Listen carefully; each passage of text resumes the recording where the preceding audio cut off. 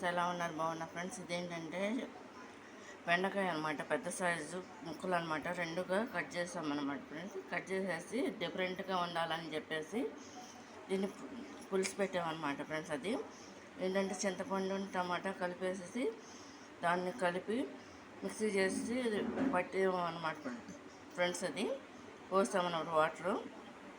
ముందుగా ఏంటంటే onions cut చేసుకుని పక్కన పెట్టుకుని కరివేపాకు టమాటాలు అన్నీ కూడా సరిపడా ఆయిల్లో కుక్ చేసుకోవాలన్నమాట ఫ్రెండ్స్. అది కుక్ అయిన తర్వాత ఈ కుక్ అవుతుండగా మధ్యలో పసుపు వేసేసుకుని తర్వాత బెండకాయ ముక్కలు కూడా వేసేసుకున్నాక సాల్ట్ కారం కూడా వేసేసుకున్నాక ఇది ఓన్లీ ఆయిల్లోనే ఉడికిన తర్వాత ఫ్రెండ్స్, తర్వాత ఈ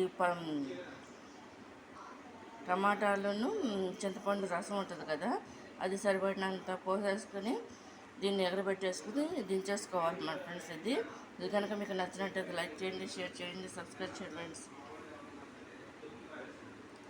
అంటే ఇందులో పులుసు కనిపిస్తుంది అనమాట, ఇరిగిపోతుంది అనమాట ఫ్రెండ్స్. ఇది ఒక టైపు రెసిపీ అనమాట.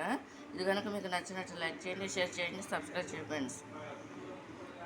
ఇవి పెద్ద సైజు ముక్కలు అనమాట, డిఫరెంట్ అనమాట కొంచెం.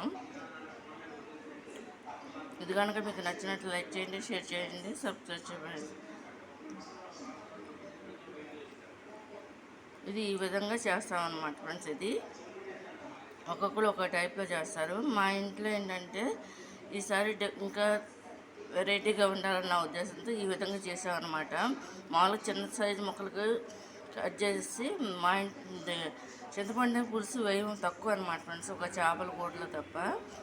దీంట్లో రెండు కలిపేసి వేసామన్నమాట ఈసారి, కొంచెం డిఫరెంట్గా ఉండాలని. ఇది కనుక మీకు నచ్చినట్లు లైక్ చేయండి, షేర్ చేయండి, సబ్స్క్రైబ్ చేయండి ఫ్రెండ్స్. బాయ్.